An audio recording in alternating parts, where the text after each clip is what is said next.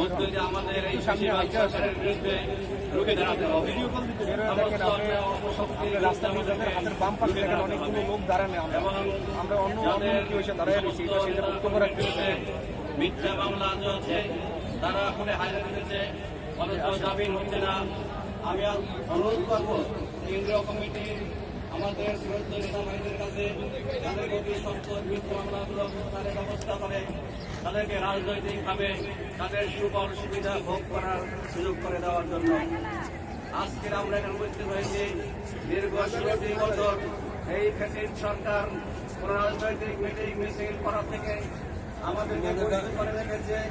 সাধারণ রাজপথেও নামতে দেয়নি, মিটিং মিছিল অংশগ্রহণ করতে দেয়নি, মিথ্যা মামলা দিয়ে বাড়ি ছাড়া করেছে। আমরা এর প্রতিবাদ জানাচ্ছি আজকে এই মহান বিজয় দিবসে। এভাবে একটা রাষ্ট্র চলতে পারে না। সর্বশেষ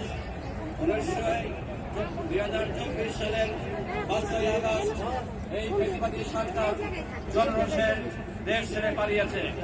যারা বলেছিল আওয়ামী লীগ পালায় না, সাংগঠনিক সম্পাদক ওবায়দুল কাদের বলেছিলেন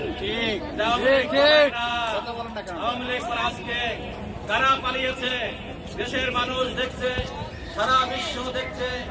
আমরা নিন্দা জানাই যারা আজকে দেশের মানুষকে সুরক্ষিত অবস্থায় রেখে চলে গেছেন। কাজেই এই আওয়ামী লীগের এই দেশে ঠাঁই হবে না, তারা এই দেশে দাঁড়াতে পারবে না। এদেশের মানুষের রক্তে শিরা উপশিরায় বিএনপি এবং আমাদের তারেক রহমান শহীদ রাষ্ট্রপতি জিয়াউর রহমান আদর্শে আমরা আদর্শিত হয়ে আজ আমরা আসলে থাকবো এবং সকল অন্যায়ের অপরাধের ঢুকে দাঁড়াবো ইনশাআল্লাহ। আজকে আমি বক্তব্য দিতে পারবো না।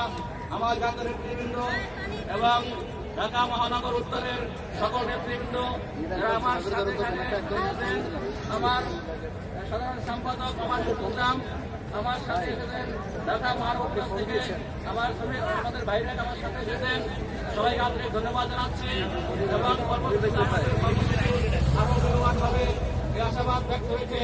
আমি বক্তব্য শেষ করছি।